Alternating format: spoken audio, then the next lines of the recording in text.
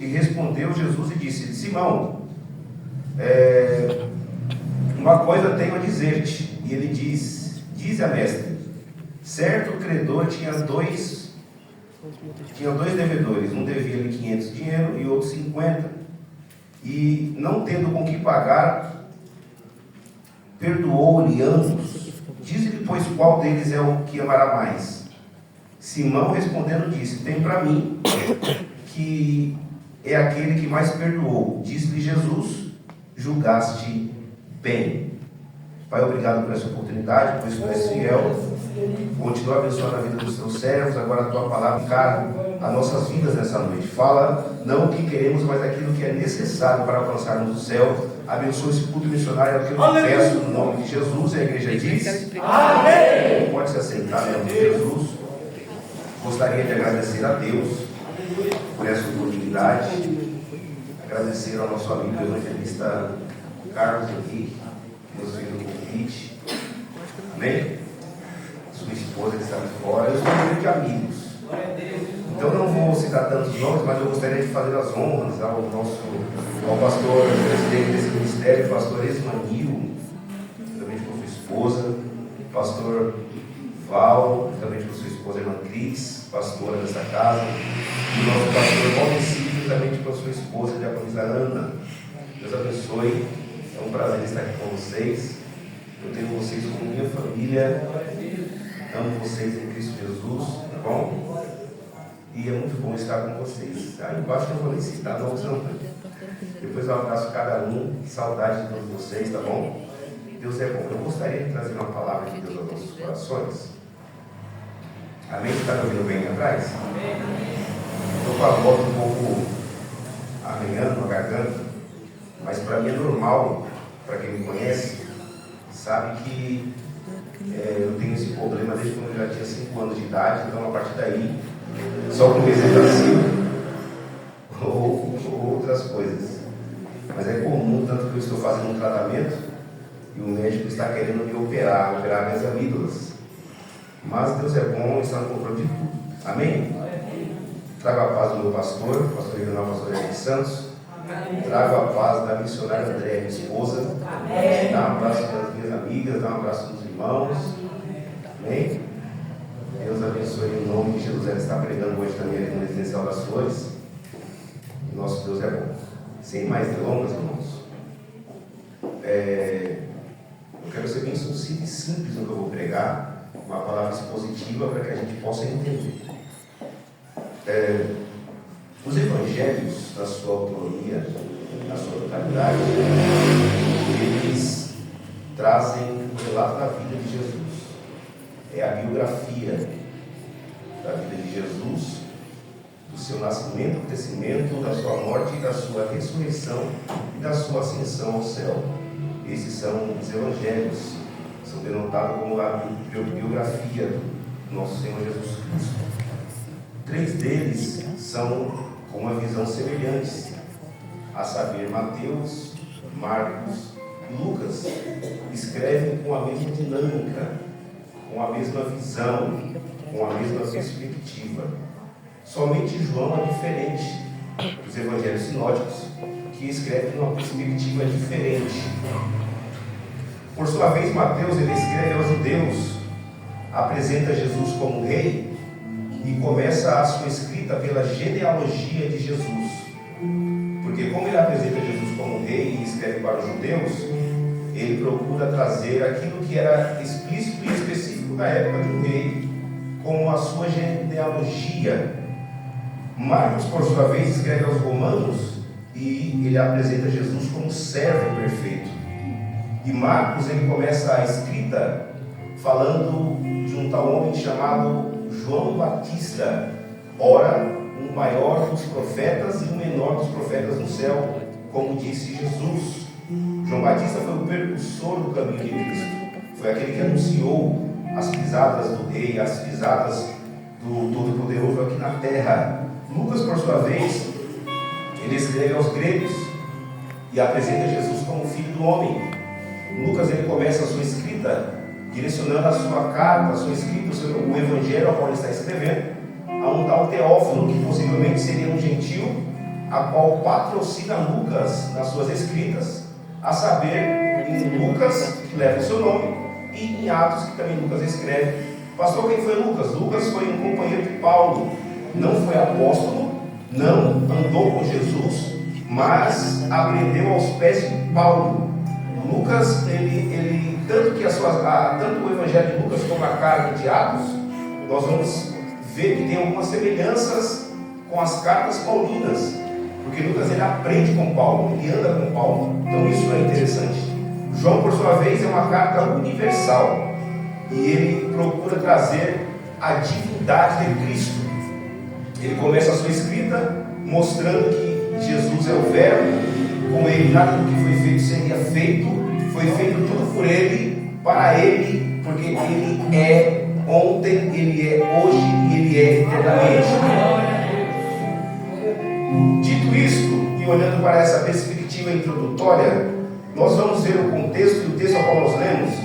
O verso 1 diz assim: e roubou-lhe um dos fariseus. Roubou quem? Os fariseus. Que comesse com ele entrando na sua casa. Jesus ele foi convidado, ele recebeu um convite para almoçar, para comer na casa de um fariseu. Pastor, quem eram os fariseus? Os fariseus eram um grupo religioso da época, era um grupo do judaísmo, que eles dominavam a lei de Moisés, o Torá, os 213 preceitos, eles tinham que dominar de trás para frente, de frente para trás. Eram pessoas que eram influentes na política, eram influentes na medicina, porque tudo que acontecia na época se passava para os fariseus, ou na sinagoga onde eles exerciam a lei do Torá. O nome fariseu se deriva do hebraico pereshim, que significa separados. Então, se você olhar por uma perspectiva humana, os fariseus foram importantes para a propagação da Bíblia, para a propagação do Pentateuco, para a propagação do Torá no meio do povo, porque eles eram a autoridade espiritual da época, quem regia, quem ditava, quem fazia. Então isso era importante. Quando Jesus começa a pregar um evangelho diferente, então eles começam a observar os ensinos de Jesus, que era algo de qual eles nunca tinham visto antes. É por isso que eles começam a perseguir Jesus, porque eles são os criadores da sinagoga. Foi eles que aderiram, criaram a sinagoga. A sinagoga era onde eles liam o Torá, liam a palavra, era onde eles cultuavam a Deus. E culto judaico é muito preciso, é muito educativo, é muito reverenciado. Eles levam a sério esse culto. Então assim eram os fariseus. Os fariseus, quando viram Jesus pregando no deserto, acharam que não iam dar nada. Mas todas as vezes que Jesus ia para um lugar e pregava a palavra do Pai, as pessoas iam buscar Jesus. Algumas iam por aquilo que ele podia oferecer. Iam buscar algumas coisas por interesse. Outras iam porque eu nunca vi. A Bíblia relata: todo ser humano que olha para Jesus, ele nunca mais é o mesmo. Porque o olhar de Jesus fascina. O olhar de Jesus muda. O olhar de Jesus te propaga a segui-lo, mesmo sem você querer. É por isso que às vezes as pessoas vêm, um culto, dois cultos, não é crente ainda. Mas por que você está vindo? É porque eu senti vontade de vir. Por quê? Porque olhou para Jesus. Então eu vi um rabino descrevendo a pessoa de Jesus, eu chorei, porque ele descreveu que a Bíblia diz que ele não tinha beleza física, mas quando alguém findava os olhos nele, que olhava para os olhos dele, que olhava a beleza que ele tinha pela pessoa do Espírito Santo que habitava nele, a pessoa mudava, a pessoa saía de si. Porque é assim, todo aquele que olha para Jesus é diferente, contrai mudanças. É por isso que você muda. Roubava, já não rouba mais. Mentia, já não mente mais. Por quê? Porque eu olhei para Jesus. Fazia coisas erradas, não faço mais. Eu gostava de ir para o baile, pastor, e agora? Eu olhei para Jesus, agora eu gosto de cultuar. Pastor, eu gostava de dançar forró, e agora? Olhei para Jesus, eu gosto de dançar, mas no Espírito. Todo aquele que olha para Jesus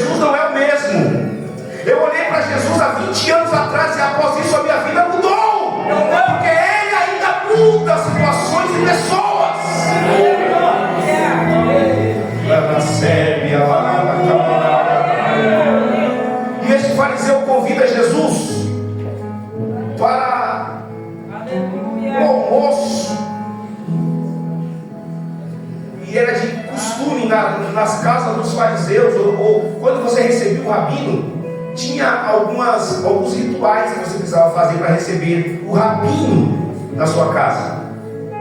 Por muito tempo eu me perguntei por que Jesus escolheu 12 apóstolos.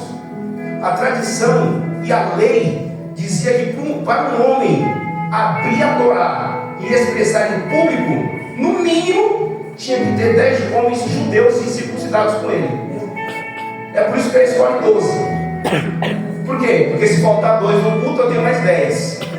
Então é por isso que Jesus ele tinha essa amplitude. Jesus segue todas as normas para não causar escândalo. Ele não veio para desonrar a lei. Ele veio para trazer o amor, como foi dito aqui, que vocês estudaram hoje na escola bíblica dominical. E aí o verso 7 diz assim, ó: e uma mulher da cidade, uma pecadora, sabendo que ele estaria à mesa com o fariseu, levou um vaso de alabastro. Vamos aplicar isso aqui? Vamos começar a aplicar agora o texto. Vamos lá. Uma mulher da cidade era pecadora. Pastor, por que ele não relata o nome dela? Vamos aplicar isso aqui? Porque para buscar a Jesus, para adorar a Jesus, não precisa ter nome. Só 2 ou 3 entenderam. Para buscar a Jesus não precisa ter nome, não precisa ter a conta financeira gorda, não precisa ter o belo carro. Para buscar a Jesus basta ter um coração quebrantado, crer e voluntariedade para adorá-lo. Mateus capítulo 8, Jesus está descendo do monte, acabou de pregar o seu maior sermão público, chamado como Sermão do Monte ou Sermão da Montanha. Ele vem descendo do monte, de repente na descida do monte, a Bíblia diz assim, ó: e um leproso, não diz o nome dele, vendo ele de longe, se prostrou e adorou, dizendo: se quiseres, se quiseres, pode me tornar limpo. Primeiro você adora, depois você pede. Diga para alguém. Primeiro você adora, depois você pede. Diga para alguém.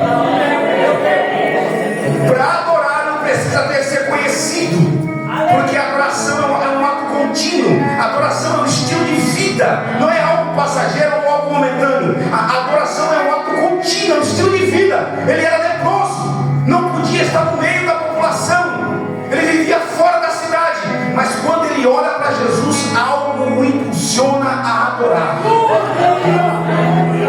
Porque aquele que busca Jesus pelo que ele é, ele adora mesmo sem ter condição de adorar. Tem pessoas que entraram com problemas para resolver, tem pessoas que entraram com algumas coisas para resolver, mas o seu problema não te impede de adorar, a sua condição não te impede de adorar, o momento não te impede de adorar. Vou dizer até alguém da glória a Deus, mas o ator, meu Deus, Orebarra, Sérvia, Comandaraia, e é bem assim, irmãos. A igreja é assim, não levanta a mão da glória a Deus, quando sente algo, a presença dele, sentindo dele, o progredor da Galileia, outro dá um glória a Deus, um aleluia, outro fala do estrela ali, porque isso é adoração. Adoração não é pedir, adoração é oferecer. Quem tem algo para oferecer, ofereça. Eu aprendo com aquele leproso que no culto primeiro não se pede nada. Culto é oferecer antes de pedir alguma coisa. Agora, sério. Lá no monte, lá em cima, Jesus ficou, acho que capítulo 5, capítulo 6 e capítulo 7. 3 capítulos, você não encontra dizer que ninguém se prostrou aos pés dele. Mas quando ele desce do monte, lá no vale, eu tenho para mim, pastor Val, que Jesus desceu, porque ele sabia que ia encontrar alguém lá embaixo.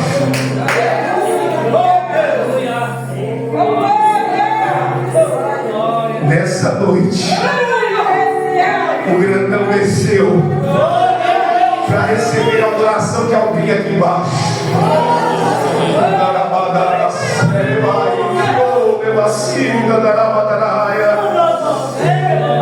Às vezes a sua adoração para quem tem sido do seu lado ou para alguém que está ouvindo parece não ser nada, mas deixa eu te dizer alguma coisa, irmão: só adora da alma aquele que é grato verdadeiramente, que sabe o que Jesus fez por ele. Às vezes você vê alguém dando glória a Deus muito alto, sapateando, rodando, não toca, não mexe, porque você não sabe de onde Jesus tirou ele, porque você não sabe o que Jesus fez na vida dele. E Jesus é assim, ele não precisa mostrar para o mundo. Eita Jesus!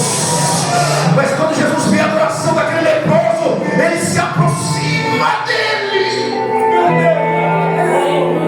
Ninguém podia se aproximar, ele se aproxima.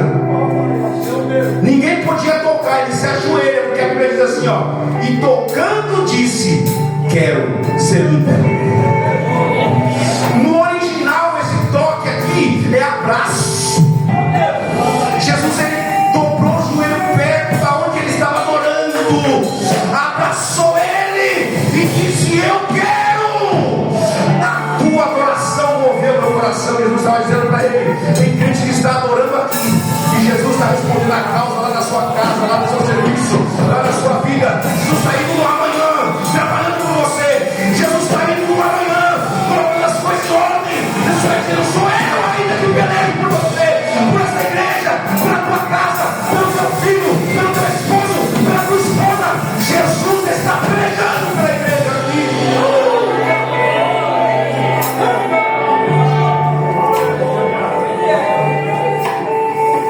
Eu creio que a Bíblia não relata o nome dele, o nome dela, porque para adorar não precisa de nome, para estar onde Jesus está não precisa ter nome. Lucas capítulo 8, versículo 43, a Bíblia diz que havia alguém ali que estava há 12 anos rondando, uma mulher que não tem nome. Algumas situações vão querer colocar nome nela, mas a Bíblia não dá nome para ela. Por quê? Porque para tocar e adorar não precisa ter nome. No meio da multidão, ela rompe e toca na orla das vestes. Ela foi focada. Ela foi focada. Eu preciso só tocar. Eu preciso só tocar. Eu preciso só tocar. Se eu tocar, algo vai acontecer. Ela toca e Jesus para. Porque todas as vezes que alguém toca diferente, Jesus para entender, para ouvir e para falar com você. Glória a Deus. Mas ela estava ali, na mesma casa. Ela poderia ser apedrejada, porque ela não poderia entrar. Era uma reunião de rabinos e de fariseus, ela não poderia estar, porque naquele tempo as mulheres não eram bem-vindas a algumas reuniões. Mas ela se arrisca para estar onde Jesus está.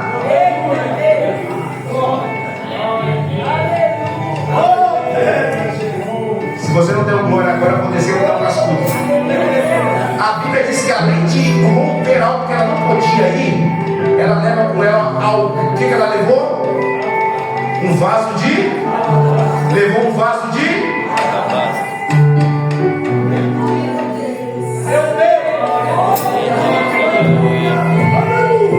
Vasinho na mão. Me dá licença, cai que é Jesus. Eu vou só demonstrar aqui. A mesa não era igual as mesas de hoje, mas eu acredito que ela senta do lado, pega o vasinho na mão e fica. Quando o almoço está acontecendo, a conversa está acontecendo, o vaso de alabastro era um vaso, era um recipiente de louça. Não era muito grande, mas era usado para guardar perfumes e essências. Era muito usado na consagração de reis, sacerdotes, para reconhecimento de reis, reconhecimento de profetas. Mas ela estava dizendo ali: ele é profeta, ele é rei, ele é sacerdote. Como que você recebe Jesus lá na sua casa, irmão? Como é que você recebe Jesus na sua casa? Jesus está lá, sim ou não? Se ele está lá, a partir de hoje você vai tratar ele diferente. Porque se você ama ele, não é o que você faz, não é o que você fala, é o que você faz lá dentro. É crente aqui, é crente lá. Canta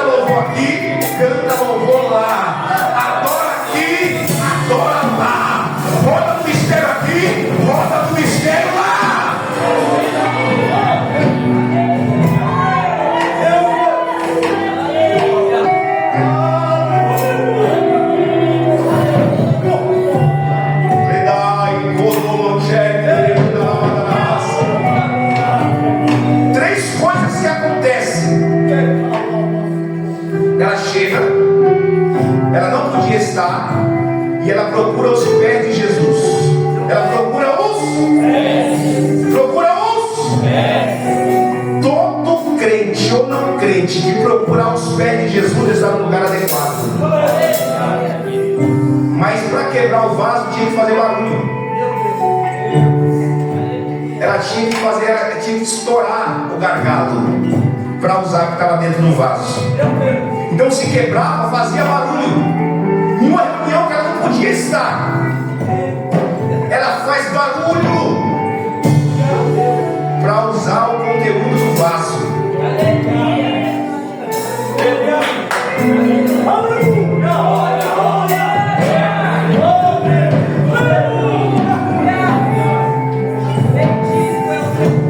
Para usar a essência do vaso não se faz barulho. Você entendeu não? Agora pro lado aí, fala, por que você não deu glória ainda? Se você é vaso, faz barulho. Para a essência sair tem que fazer barulho. Qual é o barulho que o crente sabe fazer? Aleluia! Glória a Deus! Santo, santo, santo, santo, santo, santo, santo é o Senhor. E nessa noite a casa está cheia da sua glória. Lá no céu, os serafins voam, contemplando o rosto e dizendo um para o outro, aponta para o trono e santo, santo, santo, santo do céu. Os 24 anciões tiram as coroas, jogam sobre o trono e dizem: ele é justo, cordeiro, santo, santo, santo, oh glória!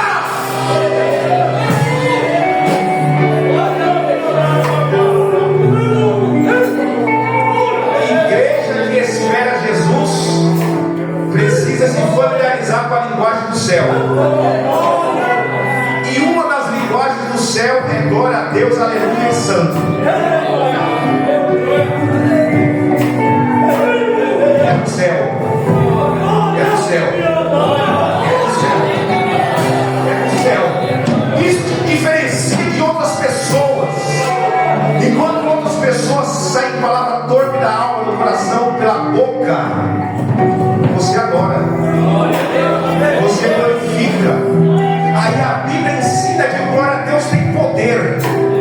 Porque a Bíblia diz assim, ó, e Abraão foi renovado através do seu glória, dando glória a Deus, ele foi fortificado na fé.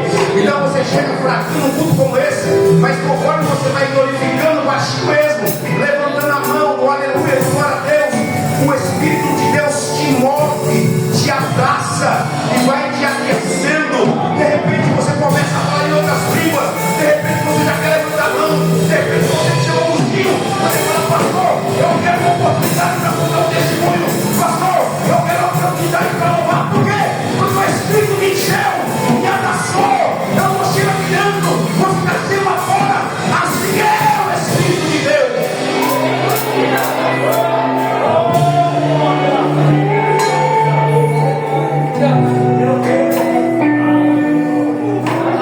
Ela beijava,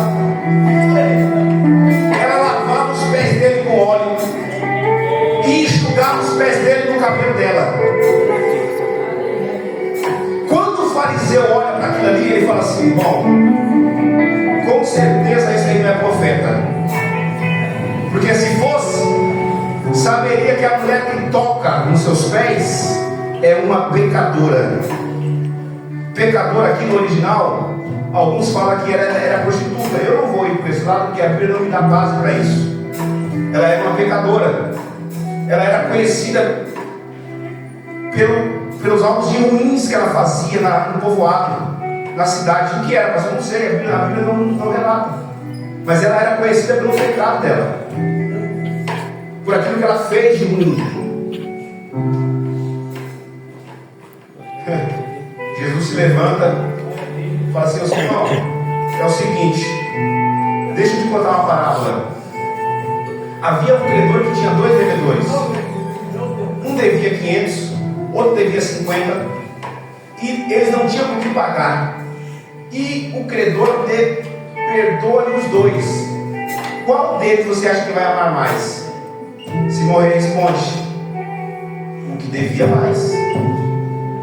Aí Jesus olha para ele e fala assim: julgaste bem, porque agora coloca o fariseu no lugar dele. A arte de julgar não é nossa. Então todo aquele que julga se constitui um fariseu. Todo aquele que fala mal do seu irmão se constitui um fariseu. Todo aquele que usa as redes sociais para falar mal do seu irmão ou para atacar alguém se constitui um fariseu. Você estudou essa manhã sobre o amor. O que é o amor, pastor? É um tributo pessoal de Deus. É um tributo que se comunica com o homem. Porque existem os atributos comunicáveis e os incomunicáveis. O amor é um atributo comunicável, que você pode expressar o amor, não porque você é bom, é porque o Espírito Santo mora dentro de você, e através dele você expressa o amor nas suas atitudes, no que você fala, no que você faz, no que você ajuda, no que, oh meu Deus, no que você honra o teu irmão. Isso é evangelho. Evangelho é você olhar para o irmão do lado. Às vezes você olha para ele e Deus revela: ele não tem nada para comer hoje. Você vai no mercado, faz uma compra sem fazer escândalo para ninguém. Leva lá da casa dele, fala: irmão, estou entregando aqui porque Jesus mandou.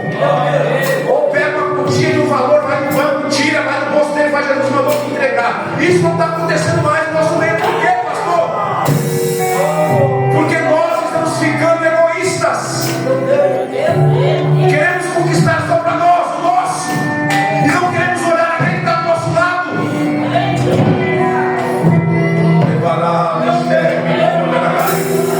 A Bíblia diz que eles tinham algo em comum na igreja primitiva, traziam aos pés dos apóstolos.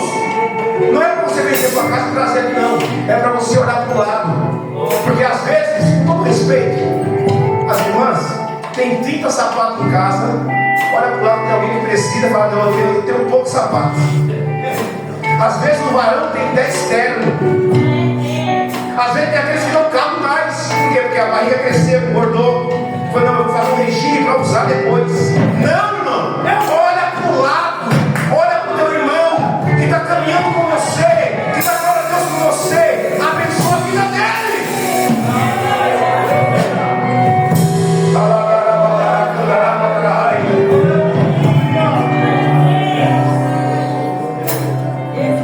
Quando eu fui casar, vamos encerrar isso daqui.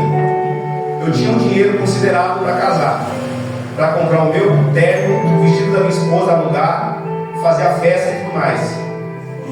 Eu estava indo, não vou dizer aonde, mas eu estava indo num certo lugar. E aí o Espírito Santo disse ao meu coração: volta e pega essa quantia que está no seu bolso aí e dá para aquela pessoa. A pessoa era um morador de rua. Era uma senhora. Eu falei: não é possível, essa não foi a voz de Deus, não. O casamento era, isso era uma quarta-feira, o casamento era no sábado. Eu falei: não pode ser. Continuei andando para a estação. Quando eu cheguei lá na frente, passou um crente de barra forte ainda, de bicicleta, e disse assim: faz o que Jesus mandou. Foi embora. Eu falei assim, voltei, peguei o dinheiro, peguei metade, não vou dar metade, né? Porque pelo menos da metade eu fazer alguma coisa. Jesus falou assim: se você tem a metade, você não dá dois passos que eu te mato daqui para ali. Faz o que eu te mandei. Você está recebendo isso aí? Entreguei, e ela disse para mim assim: ó, Jesus mostrou para mim esta noite que um anjo ia me dar a condição de eu comprar passagem para voltar para minha terra, para casa dos meus filhos.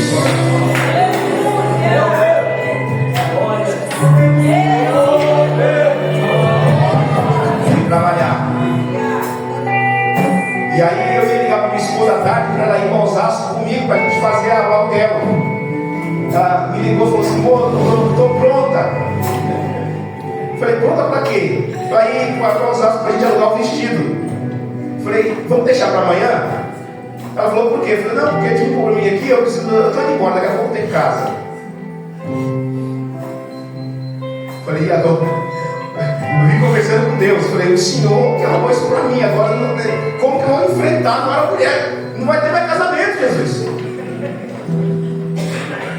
Cheguei em casa, falei para ela calada estava, calada ficou, fez o café, nós tomamos o café, dobramos os joelhos e oramos. Ela não falou nada, eu falei assim, dormi com o olho aberto e fechado. Eu falei assim, será que essa mulher vai querer pegar de noite?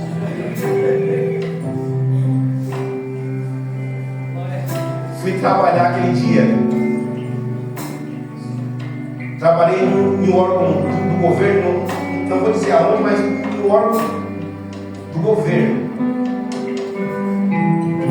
E aí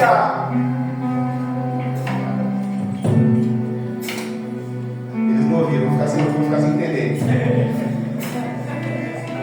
A dona do órgão, depois que eu fiz o serviço, ela me chamou e falou assim: o senhor estava trabalhando e eu estava incomodado aqui. Eu falei. Ela falou assim: eu preciso te dar algo, só aceita? Eu falei: aceito. Ela tirou um envelope do terno que ela estava usando, terninho feminino, me lembro como se fosse hoje, um terninho azul feminino. Ela tirou assim, ela falou assim: não abra quando você estiver em casa. Colocou no meu bolso.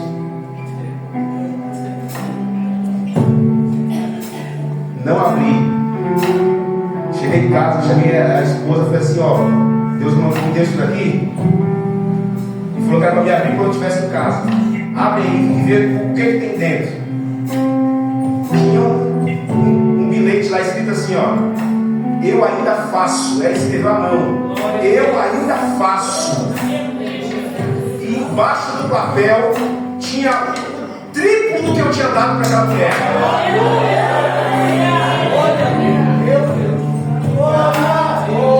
Mas para quebrar o vaso tem que fazer barulho. E às vezes o barulho vai doer na alma. Mas se tiver alguém com coragem de fazer, de romper a multidão, ele está na casa desta noite para te abençoar. Oh meu Deus.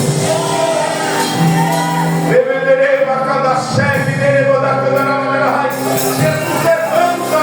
E agora Jesus olha para trás e fala assim: Simão, está vendo essa mulher? Oh meu Deus, eu vou sentir a presença do Senhor aqui.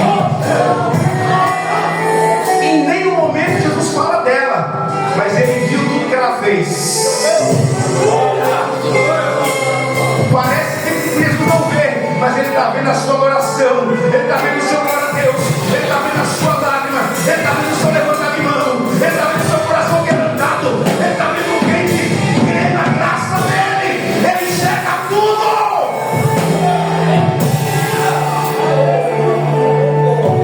Quem vai te apresentar não é homem, é Jesus. Está vendo, Simão, essa mulher? Jesus vai dizer assim: ela não podia nem estar aqui, mas vai estar vendo ela? Era tradição eu entrar na sua casa, alguém lavar os meus pés. Você não lavou, mas desde que eu cheguei aqui, ela está regando os meus pés com as lágrimas.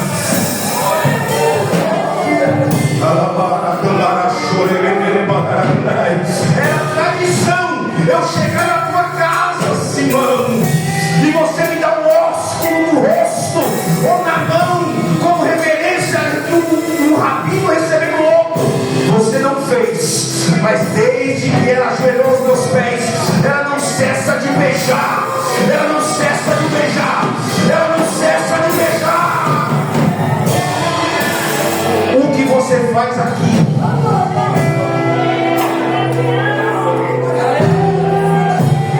Reflete amanhã no seu dia. Reflete na sua condição financeira. Você não entendeu?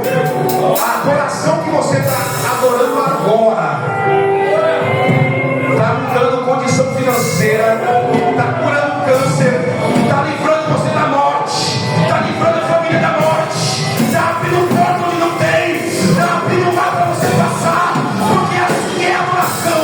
Quando você adora, a presença chega, e quando a presença chega, capeta não vai, o inferno não faz, flecha não atinge. Por quê? Porque a presença está lá, e aonde a presença está, batismo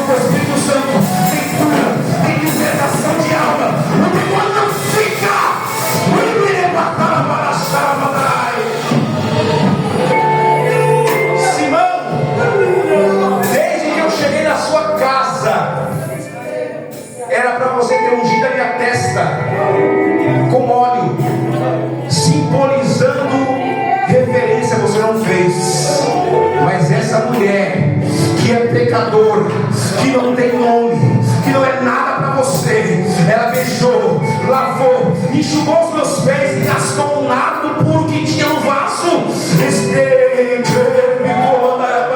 O que Jesus estava dizendo, pastor? Que a melhor adoração é aquela que vem da alma. Oh meu Deus, coloque de pé.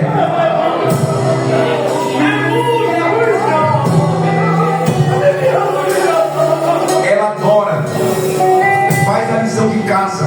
Aí Jesus olha para ela e diz assim: ó, por que tu me adoraste? Não com essas palavras.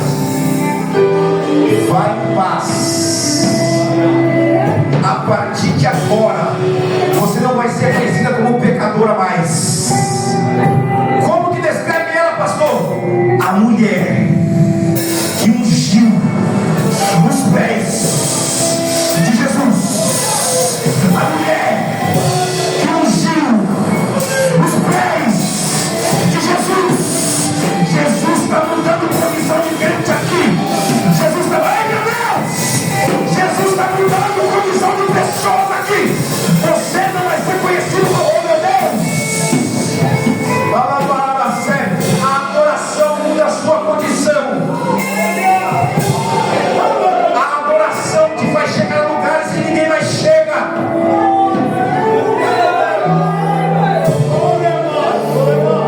Eu sinto tanta graça aqui.